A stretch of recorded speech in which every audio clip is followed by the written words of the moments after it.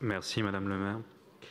Je m'associe évidemment aux propos de tous mes collègues ici présents concernant les remerciements qui ont été formulés aux services, aux intervenants qui nous ont éclairés, qui nous ont appuyés tout au long de cette mission d'information et d'évaluation. Et je remercie également l'ensemble des membres de la MIE pour le climat dans lequel cette mission s'est déroulée. Il est évidemment fastidieux et trop long de revenir sur l'ensemble des préconisations qui ont été formulées. Aussi, je voudrais m'attacher à deux préoccupations que nous avions formulées et qui ont été à la fin intégrées sous forme de préconisations au rapport de la MIE, dont il faut effectivement souligner à la fois la qualité et la concision. La première préconisation que je retiendrai et que je voudrais développer avec vous concerne le Champ de Mars.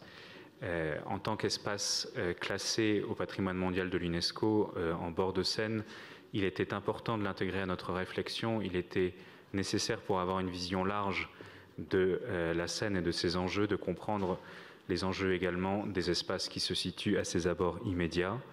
Nous avons souhaité que la MIE puisse proposer des critères d'encadrement et d'organisation de l'événementiel sur le Champ de Mars, pas spécifiquement le Champ de Mars, mais le Champ de Mars en tant que patrimoine architectural et écologique des Parisiens. On est tous conscients ici que le stress hydrique, l'appauvrissement des sols sont une réalité dans cet espace vert et que les événements qui s'y déroulent sont de moins en moins compatibles avec les préoccupations écologiques que nous partageons tous. Et à ce titre, je me réjouis que la MIE ait pu déboucher sur un critère d'évaluation et d'encadrement des événements sur le Champ de Mars qui soit à la fois la protection de la biodiversité du site et la tranquillité des riverains. C'est un critère équilibré et j'espère que nous aurons l'occasion dans les prochains mois de mettre en place à cet égard une règle contraignante et je serai particulièrement désireux que l'exécutif parisien puisse nous proposer très rapidement un mode opératoire à ce sujet. Le deuxième point, la deuxième préconisation sur laquelle je voudrais m'arrêter un instant concerne la vidéoprotection et la prise en compte de la vidéoprotection, notamment pour lutter contre les nuisances, les incivilités et malheureusement parfois les crimes et délits commis en bord de Seine. Cette préoccupation a été exprimée par plusieurs conseils de quartier et notamment la référente du conseil de quartier Gros Caillou du 7e arrondissement. Les bords de Seine souffrent d'un certain délaissement en matière de sécurité de la part des pouvoirs publics et de la part de la ville de Paris aussi.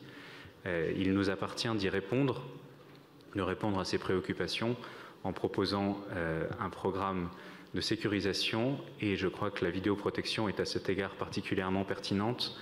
Malheureusement, Paris a du retard sur le déploiement de la vidéoprotection et la sécurisation des berges et de ses abords immédiats peut être l'occasion d'y remédier.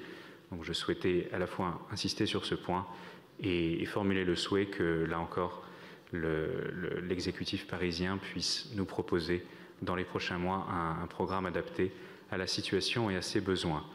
Je ne serai pas plus long.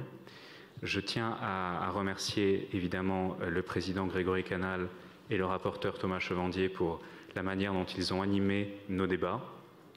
Et je rejoins le vœu formulé par le président Canal en début de ce débat que les préconisations que nous avons formulées au sein du rapport puissent faire l'objet d'un compte-rendu annuel ou biannuel au Conseil de Paris pour que nous puissions veiller à ce que ces préconisations soient le début d'un long travail d'amélioration de la vie sous toutes ses formes le long des berges de Seine et le long de la Seine. Je vous remercie.